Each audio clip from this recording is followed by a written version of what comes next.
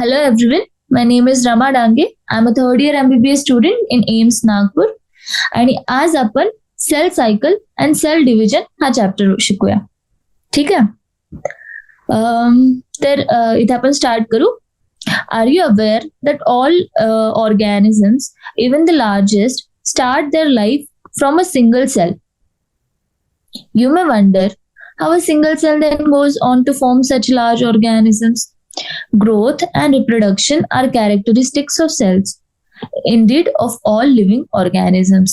म्हणजे की जे सगळे ऑर्गॅनिझम्स आहेत, जे लिव्हिंग ऑर्गॅनिझम्स आपण आपल्याकडे बघतो, कुठला पण ऑर्गॅनिझम असेल, जसे ह्युमन बिंग्स झाले, छोटे ॲनिमल्स झाले, इन्सेक्ट झालं, सगळंच, तर सगळ्यांचं जे लाईफ आहे ती स्टार्ट कशापासून होते? एका सिंगल सेल पासून. मग तुम्ही विचार करत असाल की मग ही एकच सेल कसं फॉर्म करते? तर ती जी सायकल म्हणजे ती जी सेल आहे ती एक सिंगल सेल एवढं मोठं ऑर्गॅनिझम, एवढा मोठं लार्ज ऑर्गॅनिझम कसं बनवू शकतो? तर त्या सेलमध्ये ग्रोथ आणि रिप्रोडक्शन होते. म्हणजे ग्रोथ आणि रिप्रोडक्शन हे कॅरेक्टरिस्टिक आहे एका सेलचा किंवा एका पूर्ण लिव्हिंग ऑर्गॅनिझम सुद्धा. तर ती सेल ग्रो करते, रिप्रोड्यूस करते, ग्रो करते, रिप्रोड्यूस करते, आणि असंच एक पूर्ण लार्ज ऑर्गॅनिझम हा प्रोड्यूस होतो. तर मग काय? All cells reproduce by dividing into two, with each parental cell giving rise to two daughter cells each time. All cells reproduce by dividing into two, with each parallel cell giving rise to two daughter cells each time they divide. म्हणजे all cells reproduce by dividing into two. म्हणजे एक sale ला reproduce जर करायचं असेल तर ती काय होईल? आपल्याला स्वतःला दोन मध्ये डिवाइड करेल. With each parental cell giving rise to two daughter cells each time they divide. म्हणजे आता आपल्याकडे एक सेल होती, ती डिवाइड झाली, म्हणजे इथून स्प्लिट झाला आणि दोन सेल बनवलं. मग त्याच्यानंतर हे दोन सेल आपलं अजून डिवाइड करत जातील, हे दोन सेल अजून डिवाइड करतील, मग हे अजून दोन दोन, मग असं.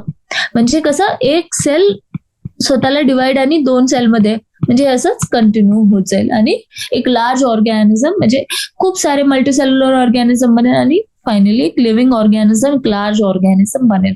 ठीक आहे. These give rise to two daughter cells each time they divide. These newly form daughter cells can themselves grow and divide, giving rise to a new cell population that is formed by the growth and division of a single parental cell and its progeny. These newly formed daughter cells, म्हणजे आता मी म्हटलं की एक sale होता, मग दोन divide झालं, मग अजून डिवाइड होत होतं, अजून. तर हे जे आहे असंच आहे की या सेल मधून या सेल आला, याच्यातून अजून, म्हणजे these newly form daughter cells can themselves grow and divide, giving rise to a new cell population that is form by the growth and division of a single parental cell and its progeny. म्हणजे एक single sale होती, या एक single सेलनी दोन sale तयार केला, मग ही जी sale आहे ती अजून ग्रो करत गेली, त्यांनी अजून ग्रो केलं, ही अजून अशीच सायकल ही समोर समोर जात राहिली. म्हणजे एक प्रॉपर एक काय झालं? न्यू सेल पॉप्युलेशन फॉर्मेशन झाली. कशापासून झाली? आपल्या त्या सिंगल पॅरेंटल सेल पासून आणि त्याच्या प्रोजेनी पासून. ठीक आहे. म्हणजे in other words, such cycles of growth and division allows a single cell to form a structure consisting of millions of cells. म्हणजे याचाच अर्थ काय?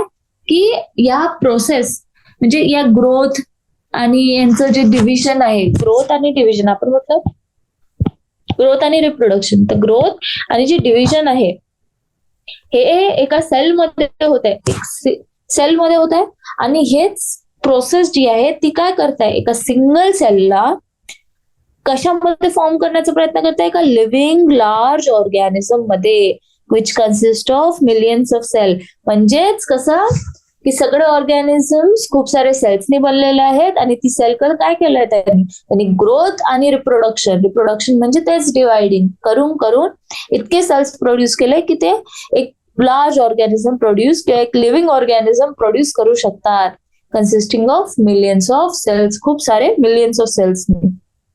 ठीक आहे. मग आता आपण बघू सेल सायकल. म्हणजे आता आपण बघितलं की काय होतं, नेमकं काय करते सेल? सेल काय करते, डिवाइड करते. पण ही जी डिव्हिजनची जी प्रोसेस आहे त्याच्यामध्ये एक प्रोसेस असेल ना, की पहिले हे झालं, मग हे होईल, मग हे होईल, असं लाईक पहिले जसं न्यूक्लियस डिवाइड होईल किंवा सेल डिवाइड होईल, सायटोप्लाझम डिवाइड होईल, तर काही प्रोसेस असतील ना, डीएनए ला पण मल्टिप्लाय करावं लागेल. त्या प्रोसेसला पूर्ण आपण काय म्हणतो, सेल सायकल असं म्हणतो. ठीक आहे, तर आता आपण सेल सायकल बघू. ठीक आहे, मग त्याच्यामध्ये आपण फेजेस आहेत ते सगळं बघू. मायटोसिस आणि मिओसिस बघू. बरं, सेल सायकलमध्ये म्हणजे सेल डिव्हिजन जे आहे ना, त्याच्यामध्ये म्हणजे दोन प्रकारचं डिव्हिजन असल्यासारखं होतं आपल्या ह्युमन बॉडीमध्ये. एक असतं मायटोसिस आणि दुसरं असतं मिओसिस. मिओसिस आणि मायटोसिस सेल डिव्हिजन जे आहे दोन टाईपने होतात, मायटोसिस आणि मिओसिस. तर आता मायटोसिस आणि मिओसिस म्हणजे काय नेमकं, तर जे मायटोसिस म्हणजे मायटोसिस आणि मिओसिस. ठीक आहे, मायटोसिस आणि हे मिओसिस. ते मायटोसिस आणि मिओसिस काय आहे एक्झॅक्टली, तर मायटोसिस म्हणजे आता आपल्याकडे एक सेल आहे आणि एक्झॅक्टली सिमिलर सेल प्रोड्यूस झाली, एक्झॅक्टली सिमिलर. इथे न्यूक्लिअर मटेरियल सपोज 2n होतं, तर आता पण 2nच आहे. ठीक आहे, तर त्याचाच अर्थ काय, ही मायटोसिस करत आहे, एक्झॅक्टली सिमिलर पॅरेंट सेल सारखं बनत आहे डॉटर सेल, तर त्याला काय म्हणू आपण, मायटोसिस. आणि मिओसिस म्हणजे काय, मिओसिस एक्झॅक्टली काय असते, की आपल्याकडे 2n सेल आहे. ठीक आहे, यांनी मिओसिस केलं आणि एन सेल फॉर्म झाली. म्हणजे सेल म्हणजे काय, तिथं मटेरियल जो आहे आपला जेनेटिक मटेरियल तो एन मध्ये कन्वर्ट झाला. ठीक आहे, एन फॉर्म मध्ये. तर याचाच अर्थ म्हणजे काय, की जे जर्म सेल्स असतात, जर्म सेल्स म्हणजे आपले रिप्रोडक्टिव्ह, लाईक आपल्या रिप्रोडक्टिव्ह ऑर्गन्स मध्ये जे लाईक फिमेल मध्ये ओव्हम असेल आणि मेल मध्ये स्पर्म्स असतील, तर हे दोनही मध्ये एन एन फॉर्मेशन वाले सेल्स असतात हे. आणि हे जसं स्पर्म मध्ये जसं आपल्याकडे एक स्पर्म आहे त्याच्यामध्ये एन आहे आणि प्लस एक ओवा आहे त्याच्यामध्ये एन आहे, तर जेव्हा फर्टिलायझेशन होतं ते एन प्लस एन मिळून एक 2n झायगोट फॉर्मेशन होतं. ठीक आहे, तर ही जी प्रोसेस आहे म्हणजे आणि 2n झायगोट फॉर्मेशन मग टोटल एक ह्युमन बिंग मध्ये फॉर्मेशन होईल. ठीक आहे, म्हणजे ओव्हरऑल काय सांगत आहे मी, की मायटोसिस आणि मिओसिस मध्ये काय डिफरंट आहे. मायटोसिस मध्ये वाटलं की 2n डिवाइड होऊन 2n सेल बनवत आहे, म्हणजे एकदम पॅरेंट सेलची एकदम डुप्लिकेट, पॅरेंट आणि हे डॉटर. जेव्हा की मिओसिस मध्ये 2n फॉर्म्स n, तर हे पॅरेंट आहे आणि हे डॉटर आहे. ठीक आहे, तर 2n काय फॉर्म केलं, n फॉर्म करत आहे, n म्हणजेच काय, ते आपले झाले जर्म सेल्स, म्हणजे जे रिप्रोडक्टिव्ह सेल्स असल्यासारखे सेल आपले, म्हणजे रिप्रोडक्शन साठी म्हणजे रिप्रोडक्शन साठी युजफुल आहेत असे सेल्स, जर्म सेल्स. ठीक आहे, ते काय करतात, मिओसिस अंडरगो करतात. त्याच्यामध्ये तुमचं जे क्रोमोझोमल कंटेंट आहे तो काय होत आहे, हाफ झाल्यासारखं होत आहे, 2n एन झाल्यासारखं होत आहे. म्हणजे chromosome content in the sense genes, I guess genes. ठीक आहे, जीन्स म्हणायचं याच्यात मला. ठीक आहे, तर मग आता आपण प्रॉपरली, आता मी जसं सांगितलं की सेल सायकल होती आपल्या बॉडीमध्ये. पण याच्यामध्ये या पॅरेग्राफ मध्ये जो हा पॅरेग्राफ होता याच्यामध्ये आपण बस ग्रोथची गोष्ट केलेली होती, की सेल एक सिंगल सेल पासून पूर्ण एक ऑर्गॅनिझम कसं बनतो आहे. ठीक आहे, तर हे जे ऑर्गॅनिझम, आता आपण म्हटलं की एक सिंगल सेल होती आपल्याकडे आणि पूर्ण मोठा ऑर्गॅनिझम बनला, तर असं नाही होऊ शकणार की 2n एन मध्ये कन्वर्ट होत आहे, याच्यामध्ये नाही, याच्यामध्ये काय होणार, 2n मध्येच कन्वर्ट होणार, कारण की ते आपल्या बॉडीमध्ये आपले सर्व सेल्स 2n असायला पाहिजे. फक्त आपले जे जर्म सेल्स असतात ते एन फॉर्म मध्ये असतात.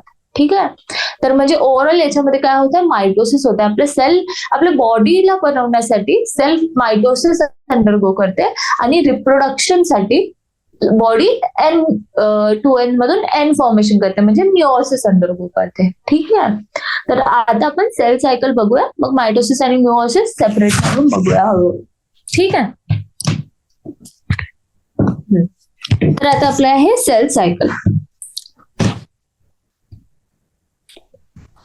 Sale division cell division is a very important process in all living organisms. During the division of a cell, DNA replication and cell growth also takes place. ठीक है? Cell division is a very important process in all living organisms. During the division of a cell, DNA replication and cell growth also takes place. All these processes, that is cell division, DNA replication and cell growth, hence have to take place in a coordinated way to ensure correct division and formation of progeny cells containing intact genomes. म्हणजे याच्यामध्ये काय आहे की sale division जी आहे ती खूप important process आहे आपल्या लिव्हिंग ऑर्गॅनिझमसाठी. ऑब्व्हियस आहे, आताच आपण बघितलं, आपण एक सिंगल सेल असतो, जसं एन आणि एन फॉर्मेशन एक झायगोट बनला, तर झायगोट काय सिंगल सेल आहे, पण आता आपण सिंगल सेल मध्ये जिवंत राहू शकतो का? नाही. तर आपल्याला भरपूर सारे सेल पाहिजे आणि त्याच्यासाठीच काय इम्पॉर्टंट आहे? Cell division. म्हणून cell division is a very important process in all living organisms. ठीक आहे. तर during the division of a cell, DNA replication and cell growth also takes place. म्हटलं की जेव्हा सेलला डिवाइड व्हायचं असते तर ती सेल काय करते? पहिले ग्रो होते आणि मग ती 2 मध्ये डिवाइड होते. ठीक आहे. असंच तर सेल ग्रोथ इम्पॉर्टंट आहे. पण आता सेल आहे आणि याच्यामध्ये काही डीएनए आहे. सेल ग्रोथ झालं, सपोज डीएनए तेवढंच आहे, तर मग नेक्स्ट याच्यात तर स्प्लिट होण्याची गोष्ट येईल ना. पण तसं नाही होऊ शकत. आपल्याला पॅरेंट आणि डॉटर सेम पाहिजे. तर काय होतं, हा जो डीएनए मटेरियल आहे exact same copy of DNA material form होतं आणि ते 2 मध्ये डिवाइड होतं. म्हणजेच पॅरेंटच्या एक्झॅक्ट सेम असतात हे सेल. ठीक आहे. तर म्हणजे ओव्हरऑल काय करायचं आपल्याला? आपल्या डीएनए ला रिप्लिकेट सुद्धा करायचं आहे. तर ठीक आहे, तर डीएनए रिप्लिकेशन आणि सेल ग्रोथ होतं सेलमध्ये, म्हणजे डिव्हिजनच्या वेळेस सेल सायकलमध्ये. All this processes, that is cell division, डीएनएचं रिप्लिकेशनच म्हणजे काय? म्हणजे सेकंड कॉपी बनवल्यासारखं, कॉपी केल्यासारखं. रिप्लिकेशन म्हणजे डबल तयार करणे असं. And cell growth. ठीक आहे. Hence cell growth have to take place in a coordinated way to ensure correct division and formation of progeny cells containing intact genomes. म्हणजे आता सेल डिव्हिजन, डीएनए रिप्लिकेशन आणि cell growth आहे, हे सगळं proper होण्यासाठी एक कोऑर्डिनेटेड वे पाहिजे. म्हणजे जर सपोज सेल ग्रोथ नाही झाली आणि डायरेक्ट आपल्याकडे एक सेल आहे, तिचं डीएनए रिप्लिकेशन नाही झालं आणि त्याचं डायरेक्ट सेल डिव्हिजन झालं, तर ते बरोबर होईल का? पॅरेंट सेलला कॉपी करणार का? नाही ना.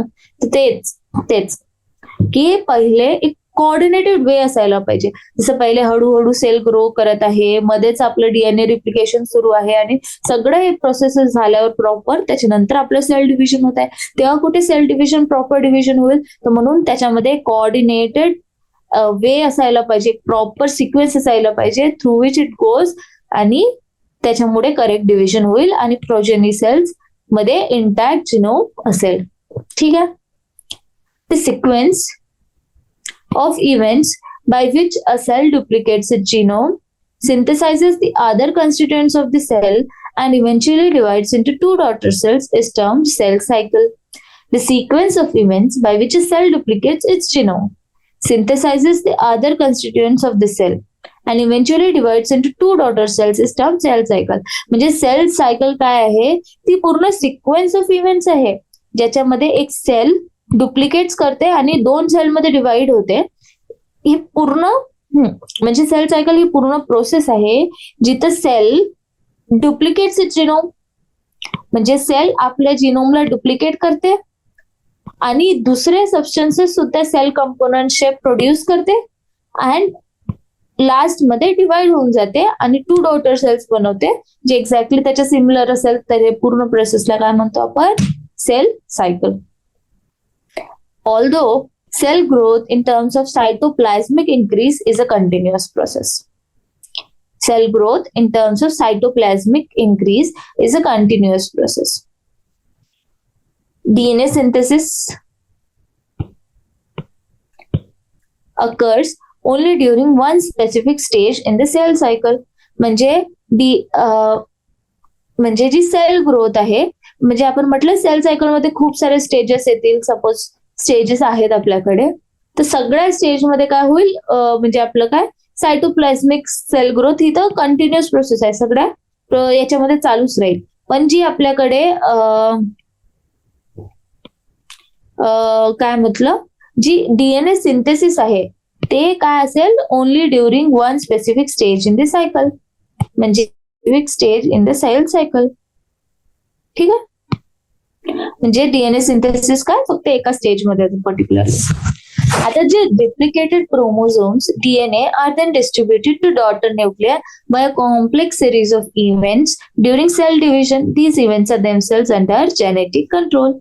The replicated chromosomes DNA are then distributed to daughter nuclei by a complex series of events during cell division. These events are themselves under genetic control. म्हणजे आता तुम्ही डीएनए ला रिप्लिकेट केलं, 2 सेल स्ट्रँड्स आपल्याकडे सिंथेसाइज झाले suppose, आणि मग आता काय होणार की ते सेल डिवाइड होणार आणि हे दोन्ही जिनोम जे आहेत दोघांमध्ये सेपरेटली डिवाइड होऊन जाणार. आणि या प्रोसेसला खूप सारे इव्हेंट्स आहे, म्हणजे ही प्रोसेस एवढी सोपी नाही आहे जेवढी मी बोलतेय. कॉम्प्लेक्स सिरीज ऑफ इव्हेंट्स होतात त्याच्यामध्ये, आणि ते पण काय अंडर जेनेटिक कंट्रोल. ठीक आहे, ठीक आहे, कळलं सेल सायकल काय असते. मग आता त्याच्यामध्ये सेल सायकल मध्ये कोणकोणते फेजेस असतात. आता तुला फेजेस ऑफ सेल सायकल शिकायचे. ते सेल सायकल तुम्हाला पहिले तर बनवता आली पाहिजे, काही करायचं नाही, नेमकं सोपी आहे. ठीक आहे, सेल सायकल आपण छोटीशी बनवू, ट्राय करू. एक सर्कल बनवायचा. ठीक आहे, मग आपण याच्यामध्ये अजून एक छोटासा सर्कल बनवण्याचा ट्राय करू. ओके, ठीक आहे, ठीक आहे, थोडं बहुत चालतं. ठीक आहे, तर जी सेल सायकल आहे त्याच्यामध्ये 2 फेज आहेत. एक आपल्याकडे इंटरफेज, ठीक आहे, आणि दुसरी आहे आपल्याकडे एम फेज. एम फेज मध्ये इथे आपण मायटोसिस शिकत आहोत, मायटोसिस फेज आली ही सपोज. तर जे इंटरफेज आणि एम फेज आहे, टोटल जी सेल सायकल आहे ती पूर्ण हे टोटल जे आहे ती टेक्स अराउंड 24 आवर्स. ठीक आहे, त्या 24 आवर्स मधून जी एम फेज आहे ती ऑलमोस्ट 1 आवर घेतल्यासारखी घेते जास्तीत जास्त. ठीक आहे, आणि जो इंटरफेज आहे तो बाकीचा पूर्ण वेळ काय असतो आपला इंटरफेसचा असतो.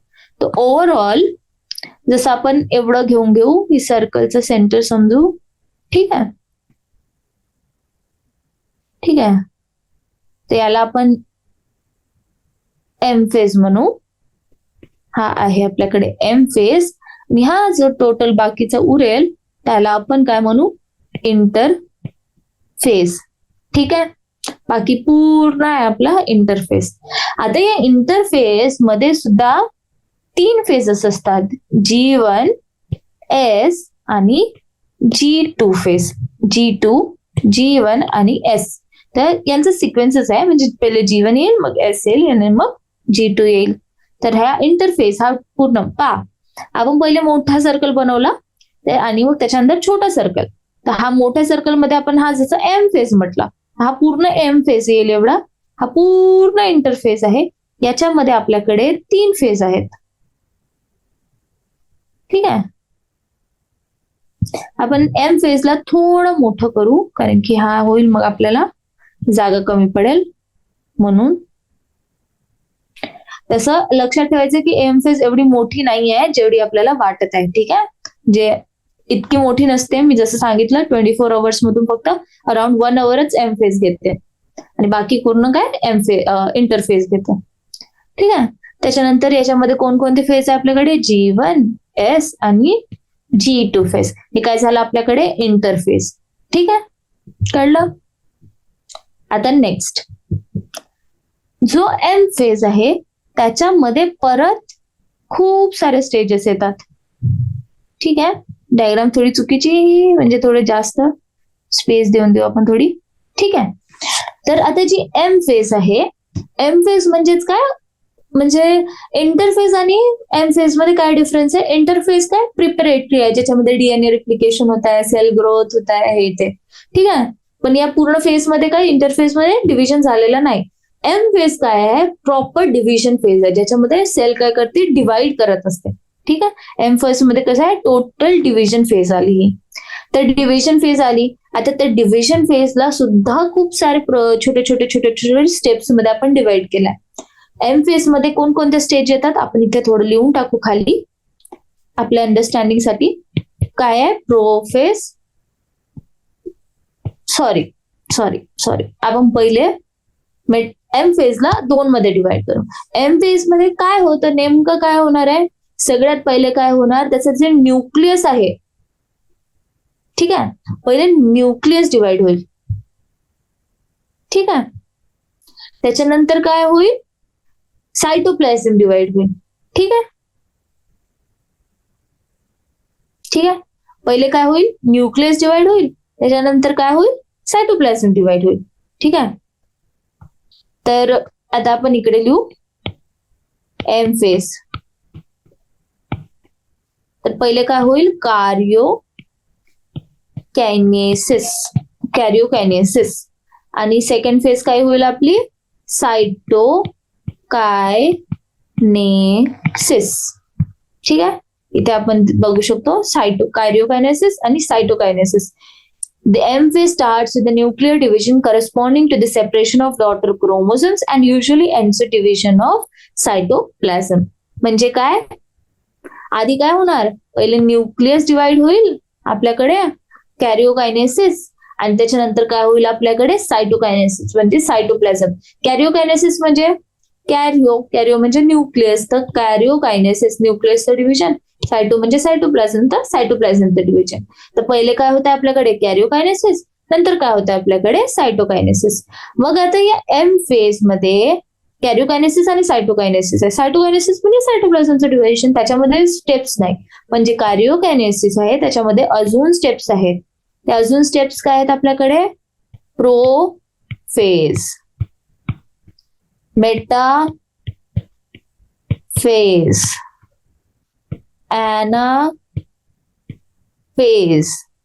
And telophase. हे झाले आपल्याकडे कॅरिओकायनेसिस, त्याच्यानंतर होईल आपली सायटोकायनेसिस. कळलं सगळ्यांना. तर म्हणजे आता आपण इथे G2, G1S आणि G2 आपल्या स्टेज झाल्या. त्याच्यानंतर सगळ्यात पहिले होत आहे आपली प्रोफेज. आता मी लिहित नाही पूर्ण, मग इथे होईल आपली मेटाफेज, मग काय होईल आपली ऍनाफेज, मग काय होईल आपली टीलोफेज, मग काय होईल आपली सायटोकायनेसिस. ही आपली टोटल काय आहे आपल्याकडे. म्हणजे ऍक्च्युली आपण याला असं पण करू शकतो, आपण एक एरिया इरेजर घेऊ. ठीक आहे, आपण काय करू शकतो, या एम फेजला अजून थोडं डिवाइड करू शकतो. ठीक आहे, आणि हा वापस असा सर्कल जॉईन करून घेऊ आपण. ठीक आहे, तर ही झाली आपली एम फेज. एम फेज मध्ये आपण बघितलं की हे जाईल आपलं सायटोकायनेसिस आणि हे काय होईल आपलं कॅरिओकायनेसिस. कळलं. तर या टोटल सर्कल मध्ये आपण बघितलं आपल्याकडे होतं एक इंटरफेस, मग आता आपल्याकडे एम फेज. इंटरफेस मध्ये आपली सेल पूर्ण प्रिपेअर होत आहे, ग्रो होत आहे, डीएनए रिप्लिकेशन सगळं जे मटेरियल्स लागत आहे आपल्याला डिव्हिजन साठी ते सगळं प्रोड्यूस होऊन जात आहे इंटरफेस मध्ये. मग येईल आपल्याकडे एम फेज. एम फेज मध्ये काय होईल आपली टोटल डिव्हिजन होईल. एम फेज मध्ये बघितलं आपण की कॅरिओकायनेसिस असेल आणि सायटोकायनेसिस असेल. तर G2 झाल्यानंतर G1 पासून स्टार्ट होत आहे एस, मग G2 होईल. त्याच्यानंतर आपण म्हटलं की पहिले कॅरिओकायनेसिस होईल मग सायटोकायनेसिस होईल. तर G2च्या नंतर पहिले कॅरिओकायनेसिस होईल. तर हे आपण एम फेज मध्ये आपण बनवलं की एक सायटोकायनेसिस होईल आणि एक कॅरिओकायनेसिस. तर पहिले कॅरिओकायनेसिस होईल म्हणून G2च्या नंतर पहिले कॅरिओकायनेसिस होईल, त्याच्यानंतर सायटोकायनेसिस होईल. ठीक आहे, कळलं. कॅरिओकायनेसिस मग सायटोकायनेसिस. आता हे कॅरिओकायनेसिस मध्ये अजून 4 स्टेजेस होते. काय होते, प्रोफेज, मेटाफेज, ऍनाफेज आणि टीलोफेज. तर हे पहा कॅरिओकायनेसिस मध्ये प्रोफेज, मेटाफेज, ऍनाफेज, टीलोफेज. मग हे सगळं झाल्यावर आपल्याकडे काय येईल, सायटोकायनेसिस झालं. कळलं, कॅरिओकायनेसिस, सायटोकायनेसिस. ठीक आहे. तर आता आपण डायग्राम मध्ये बघू. आता डायग्राम मध्ये सुद्धा तेच दिलेलं आहे. इथे काहीतरी G0 दिसतंय, ते आपण थोड्या वेळानंतर डिस्कस करू. ठीक आहे. तर आपण बघू शकतो की पहिले G1 झाली, मग S झाली, मग G2 झाली, मग प्रोफेज, मेटाफेज, ऍनाफेज, टीलोफेज आणि मग काय झालं आपलं सायटोकायनेसिस. तर हे जे सायटोकायनेसिस आहे हे एम फेजच्या अंदर येत आहे, पण हे काय आहे आपल्या म्हणजे एक्झॅक्टली जसं मी या डायग्राम मध्ये बनवलं, इथे काय दाखवलंय की prophase, metaphase, anaphase, telophase, cytokinesis हे फेजेस दाखवलेले आहेत. ठीक आहे, हे होईल, हे होईल, हे होईल, हे होईल असं. मी याच्यामध्ये फक्त एवढंच केलंय की मी याच्यामध्ये कॅरिओकायनेसिस टाकलेला आहे मध्ये, इथे कॅरिओकायनेसिस हे टाकलेलं आहे आणि याचे 4 स्टेजेस वेगळे दाखवलेले आहे आणि सायटोकायनेसिस त्याच्यानंतर दाखवलं आहे. बस एवढंच डिफरन्स मी केलेला आहे. एम फेज मध्ये पण सायटो आणि कॅरिओमध्ये मी डिफरन्शिएट करून टाकले तिथे फक्त. ठीक आहे, तर तुम्हाला जे पण बरोबर वाटेल ते आपण करू शकतो, मला जसं वाटेल तसं. ठीक आहे, तर आपण एकदा पण इथली तरी वाचून घेऊ. जसं मी सगळं सांगितलंय. A typical eukaryotic cell is illustrated by human cells in culture. These cells divide once in approximately 24 hours. ठीक आहे, तर 24 hours मध्ये once in approximately ते डिवाइड करतात. ठीक आहे. However, this duration of cell cycle can vary from organism to organism and also from cell type to cell type. म्हणजे organism to organism हे डिफरन्शिएट करते. हे आपण एक टिपिकल ह्युमन सेलचं घेतलेलं आहे. ठीक आहे, आणि सेल टाईप मध्ये पण डिफरन्शिएट करते. जसं एक ईस्टचं जर आपण एक्झाम्पल घेतला तर तो त्याला सेल सायकल कम्प्लीट करायला किती फक्त 90 मिनिट्स लागतात. ठीक आहे, आपल्याला किती 24 आवर्स लागत आहेत. तर cell cycle is divided into 2 basic phases. सांगितलं जसं इंटरफेस आणि एम फेज. तर याच्यामध्ये आपण मायटोसिस बघत आहोत, मायटोसिस फेज. ठीक आहे, त्याच्यानंतर M phase represents the phase when the actual cell division or mitosis occurs. M phase म्हणजे ज्याच्यामध्ये मी म्हटलं की इंटरफेस मध्ये तर प्रोड्यूस होत आहे जे पण पाहिजे, आणि एम फेज काय आहे, प्रॉपर डिव्हिजन फेज आहे. ठीक आहे, and interface represents the phase between two successive M phase. Obviously आता आपल्याकडे एक सेल आहे, ती डिवाइड झाली आणि 2 सेल मध्ये डिवाइड केली. आता हा जो ग्रोथचा पिरियड येईल, एक सेल आहे ती 2 मध्ये डिवाइड केली आणि मग ही सेल 2 मध्ये डिवाइड केली. ठीक आहे, नंतर तर हा जो पिरियड राहील ज्याच्यामध्ये सेल ग्रो करेल, तर ही एक मायटोसिस झाली आणि सॉरी ही सेल आहे ती डिवाइड केली, याच्यामध्ये मायटोसिस झाला आणि 2 सेल्स प्रोड्यूस झाले. ही सेल आहे याच्यामध्ये मायटोसिस झाला आणि ही प्रोड्यूस केली. तर ही सेलनी मायटोसिस केली आणि या सेलनी मायटोसिस केली. तर या 2 सेलच्या मध्ये जो हा टाइम आहे आपल्याकडे डिफरन्स, या टाइम मध्ये सेल काय करताय, ग्रो करत आहे. तर तीच काय होईल आपली इंटरफेस. 2 एम फेजच्या मधातलं काय आहे आपल्याकडे, interface. It is significant to note that in the 24-hour average duration of cell cycle of a human cell, म्हटलं ना 24 आवर काय आपल्याकडे ऍव्हरेज सेल डिव्हिजन, सेल सायकलचा टायमिंग. Cell division proper last for only about an hour, एखादी तासच असतो, आणि interphase last more than 95% of the duration of cell cycle. मी तेच म्हटलंय की 24 आवर्स मध्ये मोस्टली एकच आवर आपलं मायटोसिस होतं आणि बाकी इंटरफेस काय last more than 95% of the duration of the cell cycle. तर मोस्ट ऑफ द टाइम पूर्ण काय असतं आपलं इंटरफेस असते. ते काय किती आहे, 95%. ठीक आहे, त्याच्यानंतर the M phase starts with the nuclear division corresponding to the separation of daughter chromosomes. त्याला आपण काय म्हटलं, कॅरिओकायनेसिस. पहिले न्यूक्लियर डिव्हिजन झाला and usually ends with division of cytoplasm. त्याला आपण काय म्हटलं, cytokinesis. The interphase, though called the resting phase, is the time during which the cell is preparing for division by undergoing both cell growth and DNA replication in an orderly manner. ठीक आहे, मग आपण काय म्हटलं, 2 मायटोसिसच्या मध्ये interface होता, ज्याला usually आपण काय रेस्टिंग फेज म्हणतो. पण त्या रेस्टिंग फेज मध्ये ऍक्च्युअली काय होते, सेल काय करतात, प्रिपेअर करतायत दुसऱ्या डिव्हिजन साठी, ज्याच्यामध्ये सेल ग्रोथ आणि डीएनए रिप्लिकेशन एक ऑर्डरली मॅनर मध्ये होत आहे. आता या रिप्लिकेशन, आता या इंटरफेस मध्ये कोणते स्टेज होते आपल्याकडे, आपण म्हटलं G1, S आणि G2.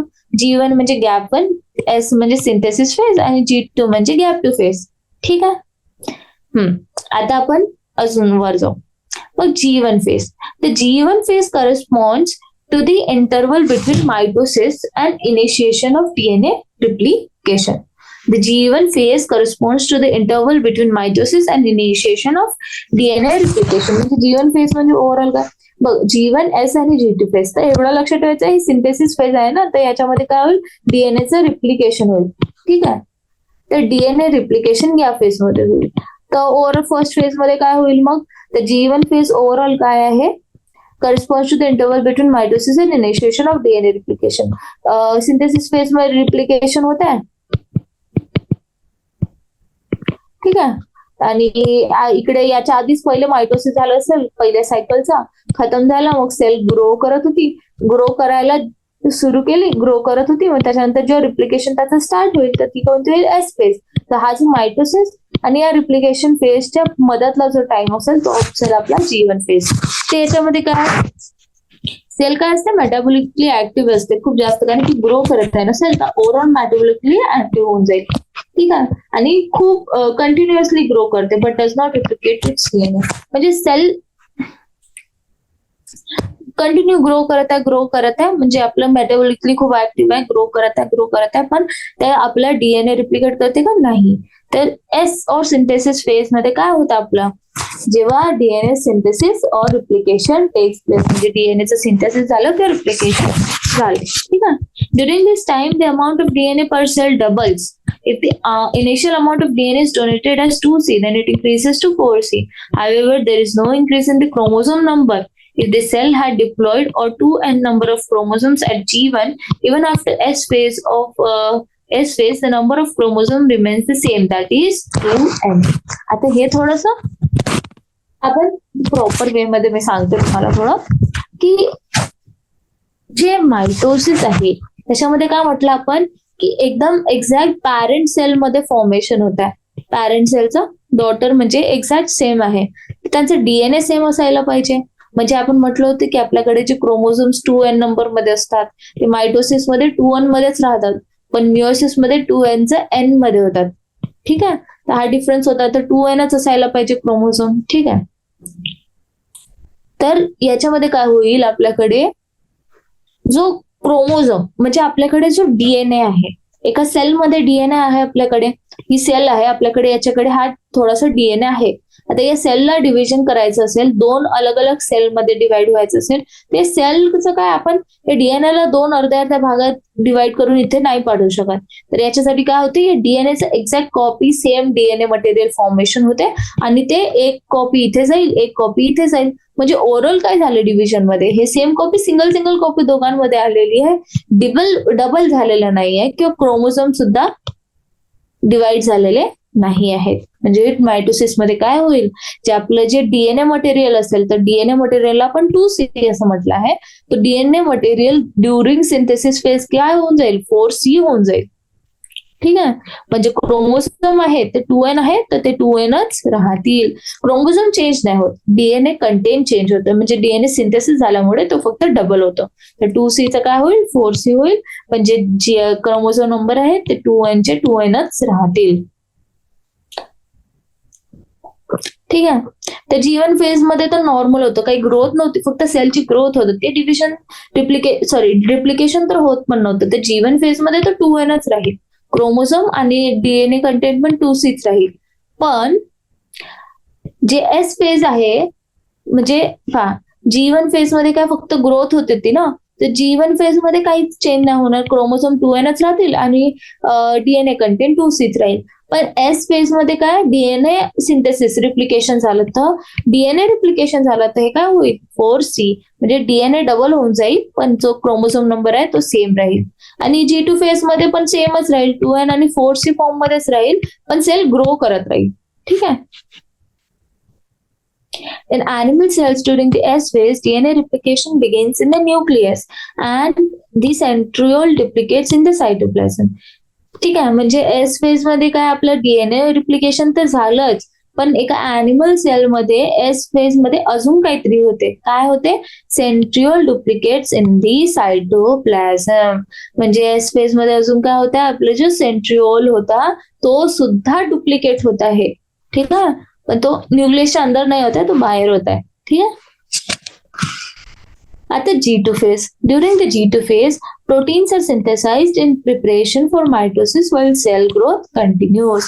म्हणजे G2 phase मध्ये काय होत आहे, आता होत आहे जे पॅकिंग साठी रिस्पॉन्सिबल असतात ना प्रोटीन्स, हिस्टोन हे ते, तसे प्रोटीन्स फॉर्मेशन होतात G2 फेज मध्ये, म्हणजे ते ग्रोथ फेजच आहे. आता हे सगळे जे डिटेल्स आहेत ना, हे आता आजकालच्या एक्झाम मध्ये खूप जास्त डिटेल्स विचारलं नाही जात, जेवढं एनसीईआरटी मध्ये दिलेलं आहे तेवढंच विचारलं जाते, म्हणून मी काय एक्स्ट्रा सांगत आहे नाही. ठीक आहे, तर काय होतं, G1 मध्ये काय झालं, आपली ग्रोथ फेज होती, एस मध्ये सिंथेसिस फेज होती, 2C टू 4C मध्ये कन्वर्ट होऊन गेला, डेटा आला आपल्याकडे, म्हणजे सॉरी डीएनए कंटेंट वाढला, आणि G2 फेज मध्ये पण ग्रोथच होत होती आणि काही प्रोटीन्स सिंथेसाइज झाले. ठीक आहे, कशासाठी? Preparation for mitosis while cell growth continues. ठीक आहे, मग नेक्स्ट आता आपण मगाशी बघितलं होतं G0 काय होतं, G0 काय होतं ते बघू आपण. Some cells in the adult animals do not appear to exhibit division. That example, heart cells. And many other cells divide only occasionally as needed to replace cells that have been lost because of injury or cell death. म्हणजे खूप सारे cells आहेत adult animals मध्ये जे stop करून टाकतात sale division करणं, किंवा असे सेल्स जे डिवाइड नाही करत, फक्त काही इंजुरी झाल्यावरच डिवाइड करतात, नाही तर स्वतःला ते अरेस्ट करून टाकतात. इंजुरी झाली किंवा सेल डेथ वगैरे झाली तर तेव्हाच ऍक्टिव्हेट होतात.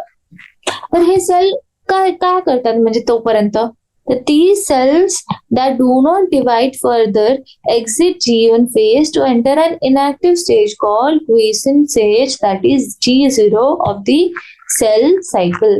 म्हणजे आपण या डायग्राम मध्ये बघितलं होतं ना की G1 फेज मध्ये G1S G2 phase, M phase झाली, आता G1 फेज मध्ये आली आपली सेल, तर आपली सेल ग्रो करत आहे, पण त्या सेलला डिवाइड करण्याची गरज नाही आहे जर, तर ही सेल काय करेल, स्वतःला आपल्याला G0 स्टेज मध्ये टाकून देईल. आता हे G0 स्टेज काय, या स्टेजला आपण म्हणतो क्विसेंट स्टेज. क्विसेंट स्टेज मतलब एक इनएक्टिव्ह स्टेज झाली ज्याच्यामध्ये सेल फर्दर डिवाइड करत नाही. Cells in this stage remain metabolically active but no longer proliferate unless called on to do so depending on the requirement of the organism. आता जर injury झाली किंवा सेल डेथ झालं तर मग काय, म्हणजे ही सेल तर ऍक्टिव्ह आहे पण ती क्विसेंट स्टेज मध्ये गेलेली आहे. तर जेव्हा पण काही इंजुरी किंवा सेल डेथ होईल तेव्हा ही सेल वापस ऍक्टिव्हेट होऊन वापस रिप्लिकेशन साठी समोर, डिव्हिजन साठी समोर पाठवली जाईल. कळलं? ठीक आहे. इन ॲनिमल्स मायटोटिक सेल याच्या म्हणजे हे सॉरी जे G0 स्टेज आहे त्याच्यावर क्वेश्चन येतो. ठीक आहे, तर ते चांगल्याने लक्षात ठेवायचं. कोणत्या स्टेज थ्रू ते पास होतात, G1 फेज मधून ते G0 स्टेज मध्ये जातात, हा पण एक क्वेश्चन आहे. ठीक आहे. In animals, mitotic cell division is only seen in the diploid somatic cells. However, there are few exceptions to this where haploid cells divide by mitosis, for example, male honeybees. In animals, mitotic cell division म्हणजे diploid somatic cells. Diploid somatic cells म्हणजे diploid म्हणजे काय, तेच 2N. ठीक आहे, तर somatic cells म्हणजे mitosis नेहमी सोमॅटिक सेल्स मध्ये होतात, रिप्रोडक्टिव्ह सेल्स मध्ये मिओसिस होता. सोमॅटिक सेल्स मध्ये काय होतं, आपल्याकडे मायटोसिस, पण ते युजली काय डिप्लॉइड मध्ये होतं, 2N टाइप ऑफ ऑर्गॅनिझम्स मध्ये होतं. पण तिथे खूप सारे एक्सेप्शन्स आहेत. त्याच्यामध्ये म्हटलं आहे की haploid cells divide by mitosis, for example male honeybees. तर मेल हनीबीज मध्ये जे एन फॉर्म मध्ये आहेत मेल हनीबीज, तर त्याच्यामध्ये काय होतं की ते आपल्या मायटोसिस अंडरगो करतात आणि एन सेल्सच फॉर्मेशन करतात. ठीक आहे. Against this the plants can show mitotic divisions in both haploid and diploid cells. म्हणजे प्लांट सेल्स मध्ये काय, हॅप्लॉइड आणि डिप्लॉइड सेल्स दोन्ही मध्ये काय होईल मायटोसिस शो करेल. From your recollection of examples of alteration of generation in plants, identify plant species and stages at which mitosis is seen in haploid cells. तर आता आपण चॅप्टर 3 ला बघावं लागेल त्याच्यासाठी, तर हा पण क्वेश्चन नंतर बघू. ठीक आहे. एम फेज, तर आपण बघितलं इंटरफेज मध्ये 3 फेज होती, G1S G2 फेज. ठीक आहे, हे 3 फेज झाल्यानंतर आता आपण बघू आपली एम फेज. ठीक आहे, तर M phase, this is the most dramatic period of the cell cycle, involving a major reorganization of virtually all components of the cell. Since the number of chromosomes in the parent and progeny cells is the same, it is also called as equational division. Equational division. म्हणजे ma'am phase म्हणजे काय, खूपच dramatic period आहे, याच्यामध्ये खूप काही होत असतं. त्याच्यामध्ये आपण म्हटलं की पॅरेंट आणि डॉटर मध्ये 2N प्लस क्रोमोझोम असतात. म्हणजे क्रोमोझोम नंबर सेम असल्यामुळे याला आपण काय म्हणतो, equational division. Though for convenience, mitosis has been divided into 4 stages of nuclear division. Karyokinesis. It is very essential to understand that cell division is a progressive process and very clear-cut lines cannot be drawn between various stages. Karyokinesis involves following 4 stages: prophase, metaphase, anaphase, telophase. म्हणजे इथे exactly काय म्हणते की कॅरिओकायनेसिसला असं आपण exactly बघतो म्हटलं तर थोडं कठीण होतं, म्हणून त्याला आपण प्रॉपर 4 स्टेजेस मध्ये डिवाइड करून स्टडी केलेला आहे. आणि एक इम्पॉर्टंट गोष्ट आहे याच्यामध्ये की जेव्हा सेल डिव्हिजन होत आहे तेव्हा या सगळ्या प्रोसेसेस जे आहेत ते खूप सायमल्टेनियसली चालवले आहेत. म्हणजे आपण डिफरन्शिएट नाही करू शकणार की काय चालू आहे एक्झॅक्टली. म्हणजे ठीक आहे, म्हणजे प्रॉपर असं lines cannot be clear cut drawn between this various stages. ठीक आहे, एक स्पेसिफिक आपल्याला माहित नाही की हे फक्त एवढं आहे म्हणजे प्रोफेज आहे असं आपण क्लिअर कट नाही सांगू शकत. ठीक आहे, तर आपल्याकडे आहेत प्रोफेज, मेटाफेज, एनाफेज आणि टेलोफेज. तर आपण सगळ्यात आधी प्रोफेज बघू. Prophase. Prophase, which is the first stage of karyokinesis of mitosis, follows the S and G2 phases of interphase. In the S and G2 phases, the new DNA molecules formed are not distinct but intertwined. Prophase is marked by the initiation of condensation of chromosomal material. Prophase, which is the first stage of karyokinesis of mitosis, follows the S and G2 phase of interphase. म्हणजे profess काय first stage आहे कार्योकायनेसिस आणि ती S आणि G2 फेजला follow करते. S आणि G2 phase, this new DNA molecules formed are not distinct but intertwined. म्हणजे आणि G2 फेज मध्ये काय झालं होतं एक्झॅक्टली, आपण काय आपली डीएनए आपण फॉर्म केलेला होता, डीएनए प्रोड्यूस केलेला होता, तर तो डीएनए काय आहे आपल्याकडे एकदम डिस्टिंक्ट असा नाही आहे, तो काय इंटरवाइंड आहे. तर या प्रोफेज फेज मध्ये काय होतं की तो डीएनए मटेरियल आहे त्याचं काय होते कंडेन्सेशन. म्हणजे आपला जो क्रोमोसोमल मटेरियल आहे त्याचं काय होतं आपल्याकडे कंडेन्सेशन. कंडेन्सेशन म्हणजेच काय, तो क्रोमोसोम जो मटेरियल होता जो टँगल फॉर्म मध्ये होता तो अनटँगल होणं चालू होऊन जाते. ठीक आहे, त्यालाच आपण क्रोमोसोमल क्रोमॅटिन कंडेन्सेशन असं म्हणतो. ठीक आहे, आणि जे सेंट्रोझोम्स असतात जे आपण मतलब सेंट्रिओल डिवाइड झाले होते. ठीक आहे, म्हणजे centrosome which had undergone duplication during the S phase of interphase now begins to move towards opposite poles of the cells. म्हणजे प्रोफेज मध्ये एक्झॅक्टली काय होईल की जे क्रोमोझोम मटेरियल जो टँगल्ड होता तो अनटँगलिंग चालू होईल आणि जो सेंट्रोझोम होते ते आपल्या सेलच्या अपोजिट पोल्स मध्ये मूव्ह करणं चालू होऊन जाईल. ठीक आहे, The completion of prophase can thus be marked by the following characteristic events. म्हणजे आता प्रोफेज संपली हे कसं करणार, त्याच्यामध्ये काय असणार म्हणजे काय आपल्याला डिफरंट दिसेल G2 पेक्षा, तर काय होईल chromosomal material condenses to form compact mitotic chromosomes. Chromosomes are seen to be composed of 2 chromatids attached together to the center at the centromere. म्हणजे प्रोफेज आता एंड होत आहे कसं माहित होईल, प्रोफेस आता एंड होत आहे कसं माहित होईल, जेव्हा क्रोमोसोमल मटेरियल कंडेन्स होईल to form proper mitotic chromosomes. म्हणजे कॉम्पॅक्ट मायटोटिक क्रोमोझोम कंडेन्स होईल आणि प्रॉपर मायटोटिक क्रोमोझोम्स तयार होतील आणि chromosomes are seen to be composed of 2 chromatids. म्हणजे आपल्याकडे पहिले असा फॉर्म मध्ये क्रोमॅटिन होता, आता तो डिवाइड होऊन प्रॉपर कंडेन्सेशन होऊन प्रॉपर क्रोमोझोम्स फॉर्म मध्ये आला. ठीक आहे, याच्यामध्ये पण एका क्रोमोझोम मध्ये 2 क्रोमॅटिड्स असतील. ठीक आहे, आणि ते सेंट्रोमेअर थ्रू अटॅच्ड असतील. ठीक आहे, सेंट्रोझोम which had undergone duplication during interphase begins to move towards the opposite poles of the cell. Each centrosome radiates out microtubules called asterids. The 2 asterids together with spindle fibers form mitotic apparatus. म्हणजे मग आपण म्हटलं की पहिलं काय झालं की जो क्रोमोसोम मटेरियल होता आपल्याकडे, क्रोमॅटिन होता जो टँगल फॉर्म मध्ये असं आपल्याकडे अवेलेबल होता, त्याचं कंडेन्सेशन झालं आणि ते प्रॉपर असे मायटोटिक क्रोमोझोम्स मध्ये प्रोड्यूस झाले. and which were attached at the centromere. आता जे सेंट्रिओल्स होते आपल्याकडे ते पण डिवाइड झाले होते आणि ते सेलच्या 2 एंड मध्ये आलेले होते. तर आता ते काय करतील, ते मूव्ह करणं सुरू करतील आपल्या अपोजिट पोल्स कडे. आणि तो जो ईच सेंट्रोझोम काय राहील, रेडिएट्स आउट मायक्रोट्युब्युल्स, ज्यांना आपण काय म्हणू, ऍस्टर्स. ठीक आहे. The two asters together with spindle fibers form mitotic apparatus. म्हणजेच काय, प्रोफेस मध्ये काय झालं, पहिले क्रोमोसोमल कंडेन्सेशन झालं, त्याच्यानंतर जे सेंट्रोझोम्स होते ते सेलच्या दोन्ही अपोजिट पोलवर येणं सुरू केले आणि ईच सेंट्रोझोम मधून काय मायक्रोट्युब्युल्स रेडिएट झाले, ज्याला आपण काय म्हटलं, ऍस्टर्स. ईच सेंट्रोझोम मधून मायक्रोट्युब्युल्स रेडिएट होणं सुरू केले, ज्याला आपण काय म्हटलं, ऍस्टर्स.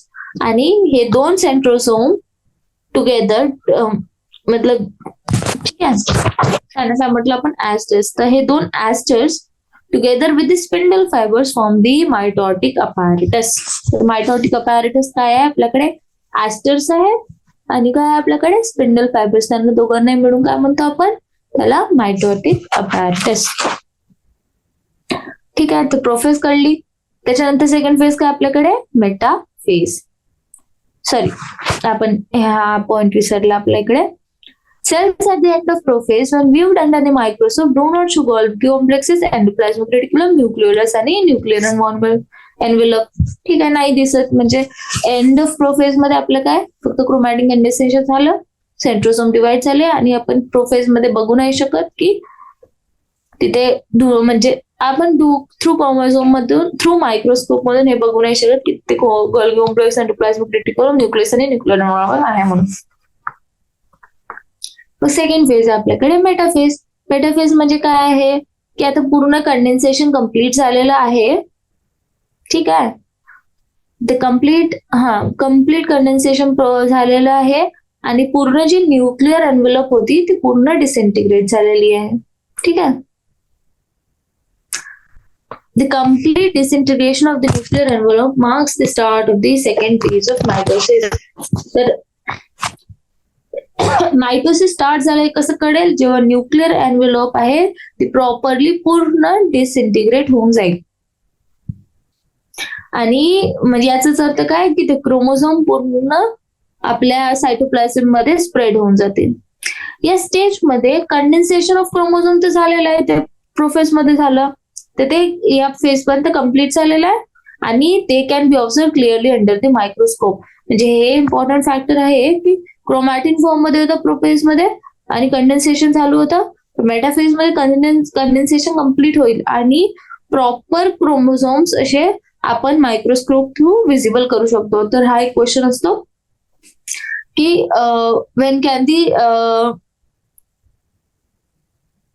when can the chromosome be clearly observed through a microscope. तर कोणत्या फेज मध्ये असतो, मेटा फेज मध्ये. ठीक आहे.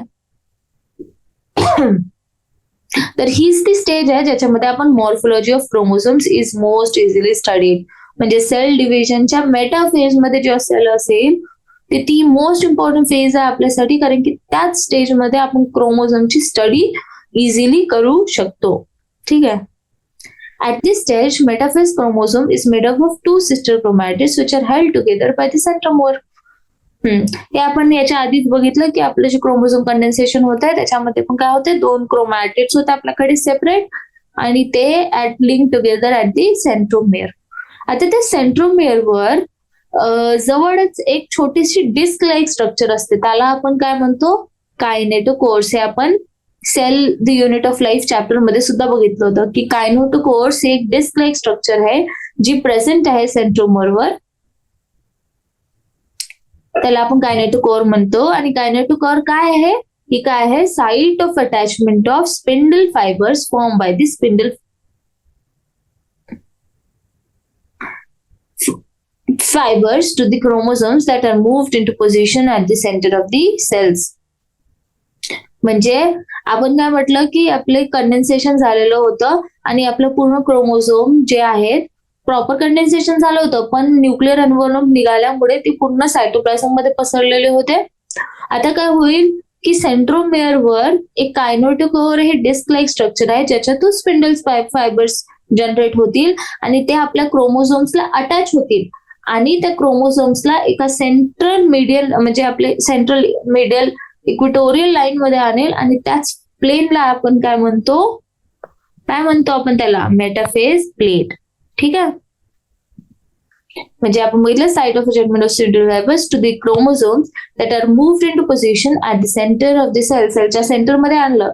Hence, the metaphase is characterized by all the chromosomes coming to lie at the equator, with one chromatid of each chromosome connected by its kinetochore to spindle fibers from one pole and its sister chromatid connected by its kinetochore to spindle fibers from the opposite pole. इतकं सारं English एक साथ. आता मी सांगते की exactly याच्यामध्ये काय म्हणताय. ह्याच्यामध्ये म्हणत आहे की आपण म्हटलं की असं एक क्रोमोझोम होता, त्याला असे दोन सिस्टर क्रोमॅटिड्स होते, ही एक सिस्टर क्रोमॅटिड आणि ही दुसरी सिस्टर क्रोमॅटिड. ते जॉईंट आहे, काय होतं आपल्याकडे सेंट्रोमियर सॉरी. तर आता काय होईल की आपण म्हटलं की दोन साइडला आपल्याकडे दोन सेंट्रोझोम्स आहेत. ठीक आहे, दोन सेंट्रोझोम्स आहेत, तर हे काय करत आहेत आपले ऍस्टर्स. ठीक आहे, आता हे क्रोमोझोमवर इथे कायनेटोकोर असं आहे, कायनेटोकोर डिस्क लाईक स्ट्रक्चर आहे, जी काय करते आपले स्पिंडल फायबर्स रिलीज करते. Spindle fibres connect with the centrosome. ठीक आहे, तर काय होईल तर रिस्पेक्टिव्ह आता हा एक सेंट्रोझोम आहे, हा एक सेंट्रोझोम आहे, तर काय होत आहे ही जी डिस्क लाईक कायनेटोकोर आहे, ही जी डिस्क लाईक कायनेटोकोर आहे ओ सॉरी. ठीक आहे, याच्यामध्येच बघू आपण. ही जी डिस्क लाईक कायनेटोकोर आहे, ही जी डिस्क लाईक कायनेटोकोर आहे, हा सेंट्रोझोम आहे, हे ऍस्टर्स आहेत आणि हे स्पिंडल फायबर्स आहेत. हे स्पिंडल फायबर्स थ्रू या सेंट्रोझोमला हे कनेक्ट झाले आहेत आणि इकडचे या साईडला. म्हणजे आपण बघू शकतो की प्रत्येक क्रोमोझोमची दोन कनेक्शन आहेत. प्रत्येक क्रोमोझोमला काय आहेत, दोन कनेक्शन आहेत, दोन सेंट्रोझोम सोबत दोन कनेक्शन आहेत. ठीक आहे, कशा थ्रू कनेक्शन आहेत, कायनेटोकोर डिस्क लाईक स्ट्रक्चर सोबत कनेक्शन आहे, जे कशावर आहे सेंट्रोमेअरवर प्रेझेंट आहे. ठीक आहे, तर हे काय एक सिस्टर क्रोमॅटिड याला जोडून आहे, दुसरी सिस्टर क्रोमॅटिड याला जोडून आहे. कळलं. ठीक आहे, हेच सांगितलंय त्याच्यात. आणि the plane of alignment of the chromosomes at metaphase is referred to as metaphase plate. म्हणजे आता मेटाफेज मध्ये क्रोमोझोम सेंटर मध्ये इक्वेटर मध्ये लाईन केले, तर या पूर्ण फेज जिथे हे म्हणजे या एरिया म्हणजे अलाइनमेंट म्हणजे जी प्लेन ऑफ अलाइनमेंट आहे त्याला आपण काय म्हणतो metaphase plate. The key features of metaphase are spindle fibres attach to kinetochores of chromosomes. Chromosomes are moved to spindle equator and get aligned along metaphase plate through spindle fibers to both poles. ठीक आहे, same आहे. म्हणजे spindle fibres काय कायनेटोकोरला attach होते आणि ते chromosomes spindle equator म्हणजे आपल्या मेटाफेज प्लेट मध्ये आलेले आहेत आणि spindle fibres through both poles मध्ये कनेक्टेड झालेले आहेत. कळलं. आता आपण प्रोफेज आणि मेटाफेजचे डायग्राम बघून घेऊ. प्रोफेज मध्ये आपण म्हटलं होतं की अनवाइंडेड टँगल्ड फॉर्म ऑफ क्रोमॅटिन आहे आपल्याकडे इथे. प्रोफेज मध्ये न्यूक्लिअर मेम्ब्रेन डिसइंटिग्रेशन सुरू आहे. ठीक आहे, न्यूक्लिअर मेम्ब्रेन डिसइंटिग्रेशन सुरू आहे, क्रोमोझोम्स प्रॉपर अनटँगलिंग होते आहे आणि हेच आपण म्हटलं होतं प्रोफेज मध्ये हेच होत आहे. ठीक आहे, ऍस्टर्स फॉर्मेशन, क्रोमोझोम्स सेंट्रोझोम्स. ठीक आहे, म्हणजे इकडे प्रोसेस सुरू आहे त्यांची दूर जाण्याची. ठीक आहे, त्याच्यानंतर मेटाफेजची स्टार्टिंग म्हणजेच काय न्यूक्लिअर डिसइंटिग्रेशन, न्यूक्लिअर मेम्ब्रेन डिसइंटिग्रेशन कम्प्लीट. बघा आपण बघू शकतो ट्रान्झिशन टू मेटाफेज दोघांमध्ये डिफरन्स काय, पूर्ण न्यूक्लिअर मेम्ब्रेन चालली गेली, जे क्रोमोझोम्स होते पूर्ण सायटोप्लाझम मध्ये आले आणि प्रॉपर कंडेन्सेशन झालेलं आहे, सगळं कंडेन्सेशन झालेलं आहे, इकडे तिकडे आहेत. आता आपल्या कायनेटोकोरला सगळे स्पिंडल फायबर जोडलेले आहेत.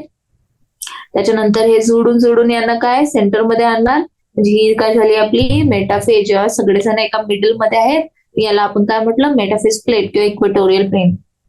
ठीक आहे, आणि हे थ्रू स्पिंडल फायबर्सने कनेक्टेड आहे. आणि आपण प्रोफेस मध्ये म्हटलं होतं की सेंट्रोझोम्स जे मायक्रोट्युब्युल्स आहेत त्याच्या भोवताल, तर ते काय आहेत आपले ऍस्ट्रस. ठीक आहे, आता जे 2 फेज आहेत ते आपण नंतर उद्या बघू, आणि सायटोकायनेसिस सुद्धा आपण उद्याच बघू. ठीक आहे, तर मेटाफेज आणि प्रोफेस कळलं सगळ्यांना? ठीक आहे, थँक्यू.